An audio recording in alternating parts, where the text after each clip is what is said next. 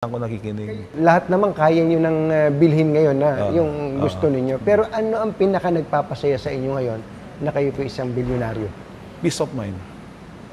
Peace of mind the best. Pag nakita mo mga bata, maayos, okay ka na eh. Kasi yun ang, yun ang hindi mo mabigay ng pera eh. Yung values na maiyon mo sa kanila. Yun ang pinaka-importante sa akin ngayon. Yung next generation. And then yung mga apo ko, tinuturuan din namin the same. Na ganun din, same manner. Eh, mga anak ko maayos naman eh. Yeah, po. Simple lahat, walang nagsusugal, walang nagda-drugs. Eh, simpleng buhay lang. Bakit parang nangilid yung luha nyo nung binanggit nyo yung peace of mind? Pag walang peace of mind, mahirap. Hindi ka makatulog.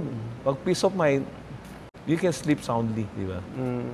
So, yun ang importante sa buhay natin ngayon. Nangyari na ba sa inyo na nawalan kayo talaga ng yun, peace? yung Asian crisis. Yun Grabe yun. Laglag, negative 300 million ako noon. Saan ko kikitain? I was 39 years old, ha? Hard 9. Sa Chinese, masama yung may 9 eh. Opo. Kaya medyo doon ako natuto ng husto. Nag-ingat kayo after that? After, ingat na. Especially, tinanggal nyo sa katawan nyo yung greed, sabi nyo, yung greed. Greed. Tsaka yabang. Tsaka yabang, correct. Be humble talaga. Huwag kang, maski nakakaangat ka, huwag kang yumabang. Baka pag hinila ka ni God, baksak ka, ha? Di ba?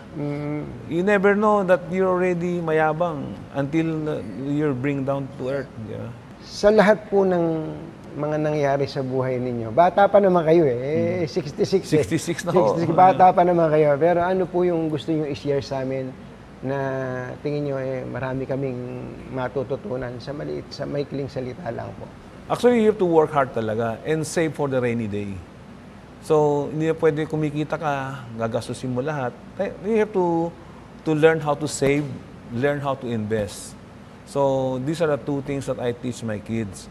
Kasi pag saving, how far can the saving go? You learn how to invest properly. So, ako naman, I always tell them, you invest on, like now, properties or stocks na low PE ratio, good dividends, and then hindi siya yung mga speculative stock, mga blue chip. Diba? So, alam mo, generations na yan, nandiyan na. Hindi na mawawala yung mga shares na yan. Pag nawala yan, wala rin ang Pilipinas, di ba? Save and invest. Yeah. Save and invest.